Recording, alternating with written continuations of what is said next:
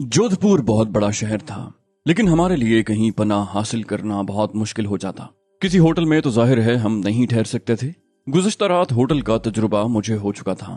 अब जो होटलों में चेकिंग होगी उसमें न जाने कितने बेगुनाह शुबे में धर लिए जाएंगे। सीता का मिल जाना भी गनीमत था। उसने जो मंसूबा बनाया था वो अपनी जगह, लेकिन हमें किसी पनाहगाह की जरूरत थी जो हमें मिल गई। हमें 2-4 दिन तो हर सूरत में यहाँ रहना था और इस दौरान मैं यहाँ से फरार का कोई ना कोई रास्ता निकाल लेता। उस वक्त मेरे जहन में यही ख्याल आया कि सीता के शुबे को तकवीयत दी जाए कि मैं वाकई रत्ना को भगा कर लाया हूँ, और थोड़ी सी हिलो हुज्जत के बाद उसका ये कीमती मशवरा मान लूंगा कि चंद रोज यहाँ रत्ना के साथ ऐश करने के बाद उसे छोड़कर यहाँ से भाग जाऊंगा। तभी उसकी आवाज ने मुझे चौंका दिया। क्या सोच रहे हो? मैंने कहा कुछ नहीं। वो मेरी तरफ देखते हुए बोली, तुम लोगों के बारे में मेरा अंदाजा गलत नहीं हो सकता। मेरा मशवरा मानकर तुम आने वाली बहुत सी मुसीबतों से बच सकते हो।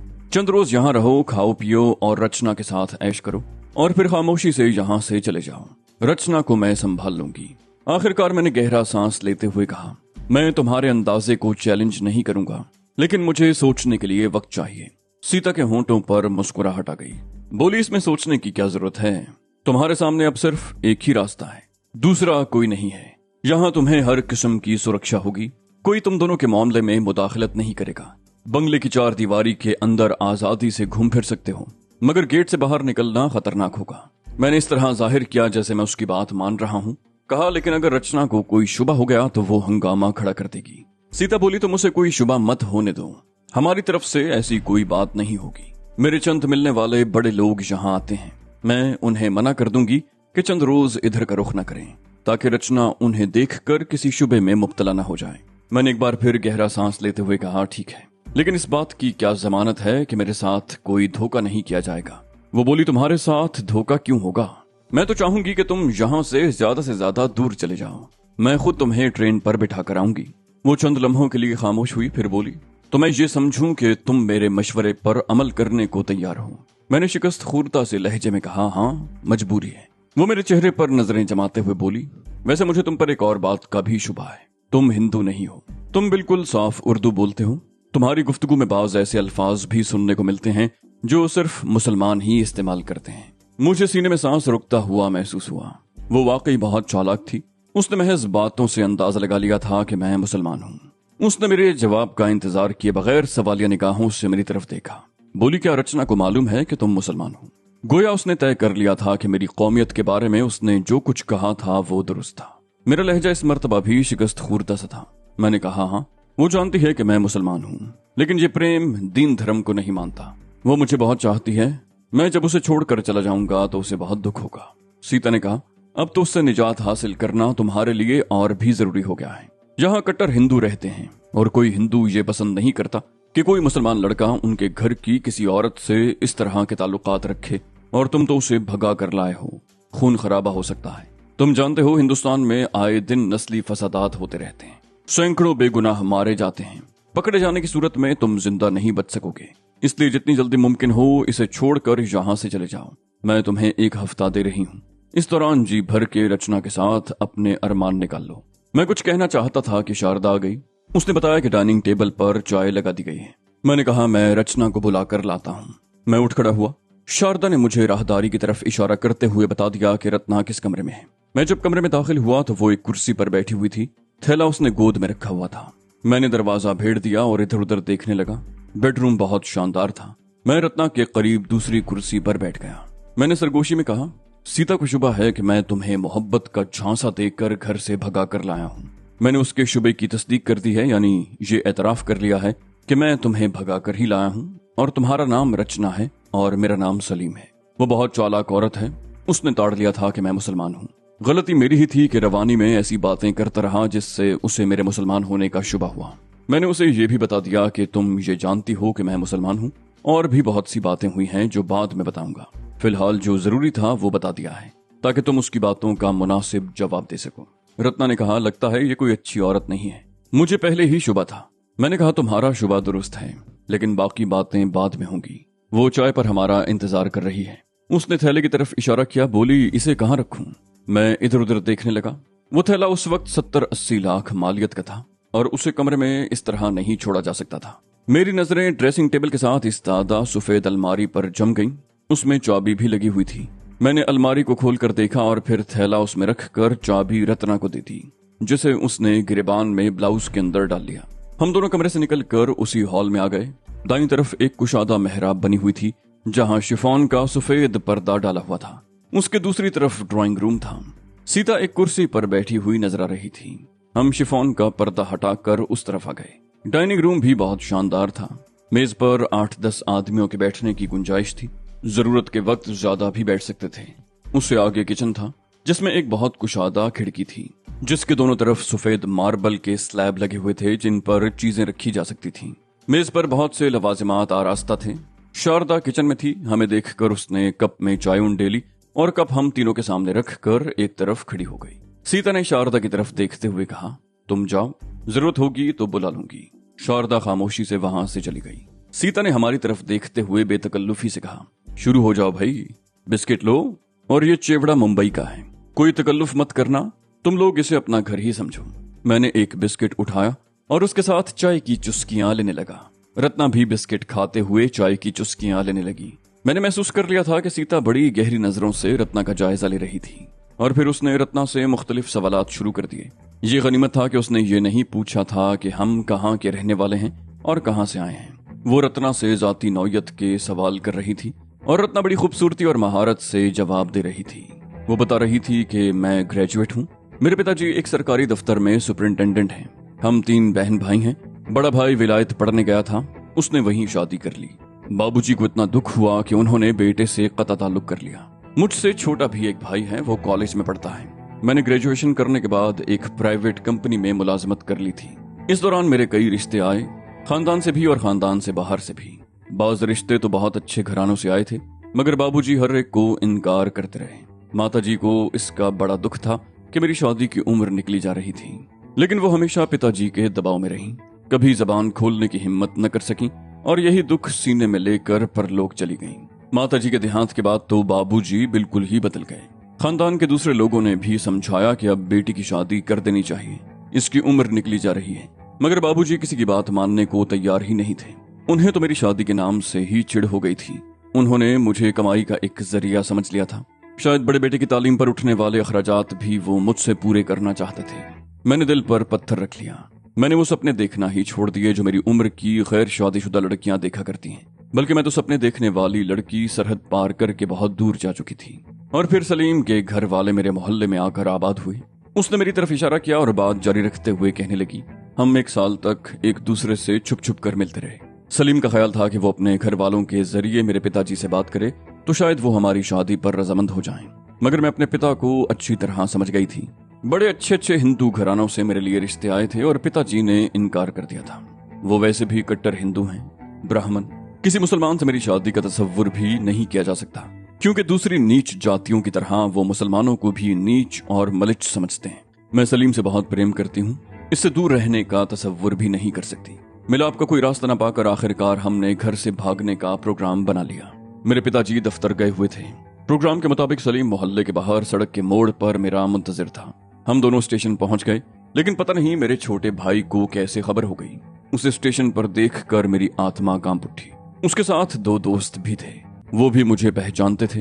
वो लोग भी ट्रेन पर सवार हो गए थे और हमें मजबूरन पिछली तरफ से ट्रेन से उतरना पड़ा। अगर आप हमें न मिलती तो हम जरूर पकड़े जाते। सीता ने उसके खामोश होने पर कहा, अब तुम लोगों को डरने की जरूरत नहीं, यहाँ तुम लोगों को कोई खतरा नहीं है।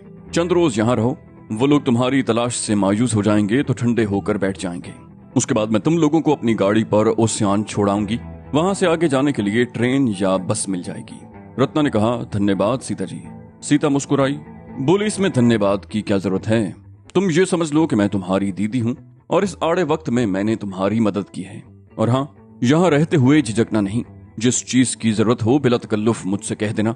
लेकिन एक बात का ख्याल रखना, बंगले में तुम आजादी से घूम फिर सकती हो, लेकिन गेट से बाहर कदम मत रखना। ऐसा ना हो कोई जानकार तुम्हें देख ले और तुम्हारी भागदौड़ और मेरे किए कराए पर पानी फिर जाए। रत्ना ने कहा, फिक्र मत करो दीदी, हम गेट से बाहर नहीं निकलेंगे। चंद लम्हे खामोशी रही। चाय पी जा चुकी थी। सीता हमें अपना बंगला दिखाने लगी। बहुत शानदार बंगला था, कीमती साजो सामान से आराज था। इस दौरान वो हमें अपने बारे में भी बताती रही थी। उसके कहने के मुताबिक उसका शौहर करोड़पति आदमी था जिसका 2 साल पहले देहांत हो गया था। रत्ना ने नुक्ते की बात निकाली, बोली, तुम विधवा हो दीदी, मगर तुमने सफेद साड़ी तो नहीं पहनी। सीता बोली, मैं विधवा जरूर हूँ, मगर पुरानी रस्मों पर अमल करके अपनी जिंदगी बर्बाद नहीं करना चाहती। क्या ये जुल्म नहीं कि औरत जवानी में विधवा हो जाए तो वो जिंदगी भर सफेद साड़ी पहने और खुशियों को तरसती रहे? मैं ऐसी फरसूदा रस्मों को नहीं मानती। मैं तो जानती हूँ कि जिस तरह सती की जालिमाना रस्म खत्म कर दी गई है, उस तरह ये रस्म भी खत्म कर देनी चाहिए। विधवा औरत को भी खुशियों में अपना हिस्सा वसूल करने का हक हासिल होना चाहिए। हम बंगले से निकलकर बरामदे में आ गए। सीता शायद हमें लॉन दिखाने के लिए जाना चाहती थी, मगर उस वक्त अंदर कहीं फोन की घंटी बजने की आवाज सुनाई दी और उसके बाद 1 मिनट के बाद शारदा दरवाजे से बरामद हुई। शारदा ने सीता को बताया, राजकुमार किश्वर सिंह का फोन है मैडम। सीता बोली, मैं अभी आई, और ये कहते हुए अंदर चली गई। हम दोनों बरामदे में खड़े रहे। शारदा भी अंदर जा चुकी थी। अलबत्ता दूसरा लंबा तड़ंगा मुलाजिम बरामदे में खड़ा था। मैं उससे कोई बात करना चाहता था, मगर उसी लम्हे सीता बाहर आ गई। उसने फोन पर बहुत मुख्तसर बात की थी। मैंने दूर एक पहाड़ी की तरफ इशारा किया जहां गालिबन कोई कला था। मैंने कहा, वो सामने क्या है? सीता ने पहले चौंक कर मेरी तरफ देखा। मुझे फौरन ही अपनी गलती का एहसास हो गया। उसे तो यही बताया गया था कि हम जोधपुर के ही रहने वाले थे, लेकिन मैंने एक ऐसा सवाल कर डाला था जो मुझे नहीं करना चाहिए था, मगर अब तीर कमान से निकल चुका था। सीता ने मेरी तरफ देखते हुए कहा, वो 400 फुट ऊंची पहाड़ी पर पुराना किला है, देखने की चीज है, मौका मिले तो जरूर देखना। उसके लहजे से अंदाजा होता था कि उसे मुझ पर कुछ और शुबा हो चुका था। बोली, मैं अभी किसी काम से जा रही हूँ। राजकुमार किश्वर सिंह का शुमार जोधपुर के एक ऐसे परिवार से है जिन्होंने तवील अरसे इस इलाके पर हुक्मरानी की है। उसने मुझे किसी काम से बुलाया है, मैं इनकार नहीं कर सकती। तुम लोग आराम से यहाँ रहो। तुम दोनों के लिए वही कमरा मखसूस कर दिया गया है जहाँ शारदा रचना को लेकर गई थी। मैं तुम लोगों को अलग अलग कमरों में रखकर तुम पर जुल्म नहीं करना चाहती। मैंने पूछा, तो तुम वापस कब आओगी? बोली, मेरी वापसी की क्या फिक्र, यहाँ लॉन में या बंगले के अंदर घूमो फिरो और एंजॉय करो। उसने शारदा को भी हिदायत कर दी, हमारे खाने वगैरह का ख्याल रखे, और फिर बरामदे की सीढ़ियां उतर कर कार में बैठ गई। कार पुख्ता रास्ते पर मुख्तसर सा चक्कर काटती हुई गेट की तरफ बढ़ गई। गेट पर खड़े हुए गार्ड ने गेट खोल दिया। कार चंद सेकंड को वहां रुकी। सीता ने गार्ड से कुछ कहा और कार बाहर निकाल ले गई। मैं और रत्ना बरामदे से निकल कर लॉन में घूमते रहे। यूं तो मुख्तलिफ क्यारियों में भी गुलाब के पौधे नजर आ रहे थे, लेकिन एक तख्ता सिर्फ गुलाब के लिए मखसूस था। उसमें कई अकसाम के गुलाब लगे हुए थे। मैंने एक फूल तोड़कर रत्ना के बालों में लगा दिया और खड़ा हुआ गार्ड हमारी तरफ देखता रहा, मगर बोला कुछ नहीं। उस वक्त दोपहर का 1 बज चुका था। धूप खासी तेज थी। हम कुछ देर एक दरख्त के नीचे पड़ी हुई कुर्सियों पर बैठे रहे और फिर अंदर आ गए। शारदा किचन में थी और दूसरा मुलाजिम किसी और काम में मसरूफ था। हम उस कमरे में आ गए जो हमारे लिए मखसूस कर दिया गया था। अंदर दाखिल होते ही मैंने दरवाजा भेड़ दिया और एक कुर्सी पर बैठ गया। रत्ना मेरे सामने पलंग पर पैर लटका कर बैठ गई। मैंने कहा, तुमने सीता को कहानी तो बहुत अच्छी सुनाई है और मेरे ख्याल में अब उसे विश्वास हो जाना चाहिए कि मैं वाकई तुम्हें भगा कर लाया हूँ। लेकिन वो बोली, लेकिन क्या? मैंने कहा, मामला गड़बड़ है, हमें यहाँ से निकलने के लिए खासी मेहनत करनी पड़ेगी। रत्ना ने मुझे घूरा। बोली, क्या मतलब? मैं चंद लम्हे खामोश रहा, फिर उसे सीता से होने वाली गुफ्तगू से आगाह कर दिया। रत्ना के चेहरे की रंगत बार बार बदल रही थी। मैंने कहा, उससे गुफ्तगू के दौरान कुछ गलतियां मुझसे भी हुई जिनसे उसके शुबहात को तकवीयत मिली। वैसे अच्छा ही है कि वो हमारे बारे में जो समझती है वही समझती रहे और उसका ध्यान किसी और तरफ न जाए। सीता, हिंदुओं में ये नाम मरियम की तरह मुकद्दस समझा जाता है, मगर इस सीता के कर्म इसके नाम के बिल्कुल बरक्स हैं। ये बहुत ऊंचे दर्जे की तवाइफ है। बड़े बड़े लोगों को औरतें सप्लाई करती है। इस धंधे से वो शाहाना जिंदगी गुजार रही है। वो रेलवे स्टेशन पर हमारे पीछे भी इसीलिए लगी थी। उसने तुम्हें ताड़ लिया था। वो तुम पर कब्जा करना चाहती है। मैं चंद लम्हों के लिए खामोश हुआ और फिर उसे बाकी बातें बताने लगा। कहा, उसका मंसूबा यह है कि मैं चंद रोज यहाँ रहकर तुम्हारे साथ ऐश कर लूं और फिर तुम्हें यहीं छोड़कर गायब हो जाऊं और वो तुम पर कब्जा कर ले और फिर तुम्हें अपनी मर्जी के मुताबिक चलाती रहे। उसने मुझे 1 हफ्ते का वक्त दिया है और मुझे शुबा है कि इस 1 हफ्ते के दौरान वो हमारे बारे में और भी बहुत कुछ जान लेगी। वो बहुत चालाक है। 2 और 2 के मिलाप का नतीजा अखज करना जानती है। जब उसे हमारी असलियत का पता चलेगा तो न जाने उसका रद्द अमल क्या होगा, लेकिन हमारे लिए सूरत हाल संगीन तर होती जाएगी। लेकिन जाहिर है हम उसके कैदी बनकर नहीं रह सकते, न ही उसे मनमानी करने का मौका दे सकते हैं। हमें जो कुछ भी करना है 2-3 दिन के अंदर अंदर करना होगा और ये 2-3 दिन भी हमारे लिए बहुत खतरनाक साबित होंगे। बेला अब खुलकर सामने आ गई है। वो हमारी खोज में अपनी पूरी ताकत इस्तेमाल करेगी। हो सकता है उसने पूरा शहर ब्लॉक कर दिया हो। लेकिन बहरहाल 2-3 दिन में हमें हर सूरत में यहाँ से निकलने का मौका तलाश करना है। रत्ना इस सूरत हाल से वाकई डर गई थी। हम कठिन से कठिन सूरत हाल का मुकाबला करते आए थे। मौत की आंखों में आंखें डालकर देखा था, लेकिन उस वक्त हम आजाद थे और अब सूरत हाल मुख्तलिफ थी। हम उस चूहेदान में फंस कर रह गए थे जहां 2 हट्टे कट्टे मुहाफिज भी मौजूद थे। मैं अकेला होता तो मार धाड़ करता हुआ निकल जाता, मगर रत्ना की वजह से कुछ दुश्वारी पैदा हो सकती थी। उसे यहाँ छोड़कर जाने का तो मैं सोच भी नहीं सकता था। लेकिन बहरहाल इस चूहेदान से निकलने के लिए हमें कोई ना कोई रास्ता तलाश करना था। हम दोनों बैठे सरगोशियों में बातें कर रहे थे कि दरवाजे पर हल्की सी दस्तक हुई और उसके साथ ही दरवाजा खुल गया। वो शारदा थी जो अंदर झांकते हुए कह रही थी, भोजन तैयार हो गया है। मैडम का फोन आया था, वो तो अभी नहीं आएंगी, आप लोग भोजन कर लें। उस वक्त 2:30 बज रहे थे। मुझे भूख लग रही थी। शारदा के जाने के बाद मैं रत्ना को लेकर ड्राइंग रूम में आ गया। मेज पर खाना चुना हुआ था। हिंदू गोश्त नहीं खाते थे, मगर सब्जियों, दालों और दूसरी चीजों से तरह तरह के खाने तैयार होते थे। उस वक्त मेज पर 3-4 किस्म के खाने थे। पालक के कोफ्ते, आलू मेथी, भुनी हुई माश की दाल और एक चीज थी जो मेरी समझ में ना सकी। हर डिश में पनीर का इस्तेमाल जरूर होता था, जिससे खाने की लज्जत 2 चंद हो जाती। खाने के बाद हम दोबारा कमरे में आ गए। कुछ सुस्ती सी तारी होने लगी थी। मैं बेड की पुश्त से टेक लगाकर नीम दराज हो गया। रत्ना भी दरवाजा अंदर से लॉक करके बेड पर ही आड़ी तिरछी लेट गई। दरवाजा खटखटाने की आवाज सुनकर मेरी आंख खुली। मैंने दीवार गिर क्लॉक की तरफ देखा। 6 बज रहे थे। रत्ना भी जाग गई थी। उसने उठकर दरवाजा खोल दिया। बाहर शारदा थी। उसने पहले रत्ना और फिर मेरी तरफ देखते हुए कहा, मैडम चाय पर आपका इंतजार कर रही हैं। मैंने कहा, हम 10 मिनट में आ रहे हैं। शारदा के जाने के बाद रत्ना ने फिर दरवाजा बंद कर दिया। मैं चंद सेकंड अपनी जगह पर लेटा रहा और फिर उठकर बाथरूम में घुस गया। नींद की वजह से मेरे दिमाग में सनसनाहट सी हो रही थी। मैंने बेसन में सर झुकाकर ठंडे पानी के 2-3 मग्गे सर पर डाले तो होश ठिकाने आ गए। पानी बर्फ की तरह ठंडा था। मैं तैयार होकर बाहर आ गया। रत्ना से मैंने कह दिया था कि वो भी मुंह हाथ धोकर आ जाए। सीता लॉन में बैठी हुई थी। उसके जिस्म पर वही सुबह वाली साड़ी थी और चेहरे पर थकन के आसार नुमाया तौर पर नजर आ रहे थे। मैं उसके सामने कुर्सी पर बैठ गया। आसमान पर बादल छाए हुए थे। ठंडी हवा बहुत भली लग रही थी। सीता ने मुस्कुराते हुए पूछा, वो कहाँ है तुम्हारी प्रेमदासी? मैंने कहा, आ रही है। दरअसल दोपहर के खाने के बाद कुछ ऐसी सुस्ती तारी हुई कि नींद पर काबू न पा सके।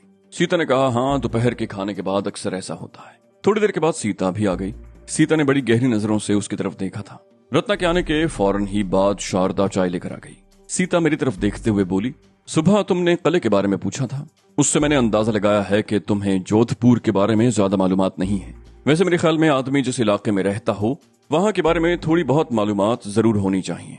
मैं तुम्हें जोधपुर के बारे में कुछ बता देती हूँ। ये मालूमात बाद में किसी वक्त तुम्हारे काम आएंगी।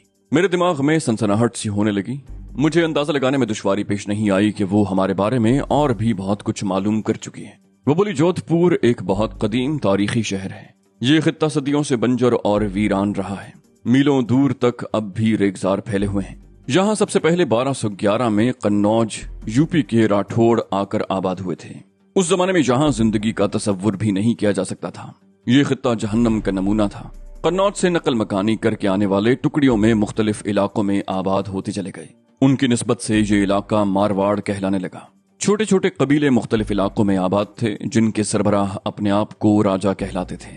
मिंदौर उस वक्त इस खित्ते का सबसे बड़ा कस्बा था और उसे राजधानी की हैसियत भी हासिल थी। लेकिन जहाँ जिंदगी की वो सहूलतें मयसर न थीं, पानी सबसे बड़ा मसला था। फैलता हुआ सहरा पानी के जखायर को निगल रहा था। 1459 में राव जोधा ने मिंदौर से 5 मील के फासले पर एक और शहर आबाद किया, जो उसके नाम पर जोधपुर कहलाने लगा। 5 सदियों तक इस शहर ने तरक्की की मनाजिल भी तय की और बड़े नशीबो फराज भी देखे। मौजूदा सदी के वस्त में एक खौफनाक कहत ने इस शहर को अपनी लपेट में ले लिया। उस वक्त महाराजा उम्मीद सिंह यहाँ हुक्मरान था। उसने लोगों को रोजगार फराहम करने के लिए अपने लिए एक शानदार मकान की तामीर शुरू करवा दी। 347 कमरों पर मुश्तमिल ये मकान आज भी दुनिया का सबसे बड़ा मकान समझा जाता है। आजकल इस मकान में एक रिहायशी होटल कायम है।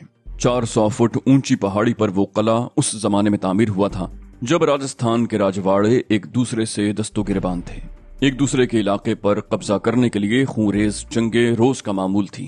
किले तक जाने वाला रास्ता उस जमाने में ज्यादा कुशादा नहीं था। उस रास्ते में मुख्तलिफ फासलों पर 7 मजबूत दरवाजे बने हुए थे। किले के अंदर कई खूबसूरत महल हैं, जिनकी सुर्ख पत्थरों की दीवारों पर निहायत खूबसूरत नक्शकारी का काम किया हुआ है। आज उस किले को एक म्यूजियम की हैसियत हासिल है, जहां कदीम जमाने की तस्वीर, हथियार, तख्त, मलबूसात और दीगर कीमती निवादरात रखे हुए हैं। बड़ा खूबसूरत शहर है ये जोधपुर। तुम्हें घूम फिर कर देखना चाहिए था। आदमी को अपने इलाके के बारे में इतनी मालूमात तो होनी चाहिए कि उसे किसी दूसरे से कुछ पूछने की जरूरत महसूस ना हो। मैंने कहा, बात दरअसल ये है सीता जी के। उसने मेरी बात काट दी, बोली, असल बात यह है कि तुम इस शहर के रहने वाले नहीं हो। उसकी नजरें मेरे चेहरे पर मरकूज थीं। बोली, आज सुबह रेलवे स्टेशन पर जो कुछ भी हुआ है वो कोई मामूली वाकया नहीं है। बेला और उसके आदमियों को किसी ऐसे आदमी की तलाश थी जो माउंट अबू में तबाही फैलाकर भागा है। इत्तेफाक से वो शख्स भी मुसलमान है। बेला ने उसे ट्रेन में देख लिया था, लेकिन वो उसे टॉयलेट में बेहोश करके भाग गया। बेला इंटेलिजेंस में एक बहुत ऊंचे ओहदे पर है। उसने नाजी नामी उस शख्स की तलाश के लिए पूरे शहर की नाकाबंदी करा दी है। कोई परिंदा भी इजाजत के बगैर शहर से नहीं निकल सकता। तमाम होटल, सराय और गेस्ट हाउसेज पुलिस के घेरे में हैं। सड़कों पर भी पुलिस फैली हुई है। सैकड़ों मुश्तबा लोगों को घेरे में लिया जा चुका है, जिनसे पूछगिछ की जा रही है। मैंने कहा, लेकिन सवाल ये पैदा होता है कि हमारा इन मामलात से क्या ताल्लुक। अंदर से मेरी हालत गैर हो रही थी। सीता बिल्कुल सही रुख पर जा रही थी। उसने अगरचे अभी तक बराह रास्त हमारे बारे में कोई बात नहीं की थी, लेकिन मैं समझ गया था कि वो हकीकत की तह तक पहुंच चुकी है। उसने मेरी तरफ देखते हुए कहा, कोई ताल्लुक न भी हो तो तुम्हारे लिए मुश्किलात पैदा हो सकती हैं, लेकिन मैं ऐसा नहीं होने दूंगी। मैंने तुम लोगों को पनाह दे दी है और तुम्हारे साथ कोई धोखा नहीं करूंगी, बशर्ते कि तुम मेरे साथ कोई ऐसी हरकत न करो जिससे मुझे नुकसान पहुंचने का अंदेशा हो। मैंने कहा, तुम हमारी मोहसिन हो, हम तुम्हें कोई नुकसान पहुंचाने का तसव्वुर भी नहीं कर सकते। उसने रत्ना से कहा, वैसे तुमने कहानी बहुत अच्छी सुनाई थी।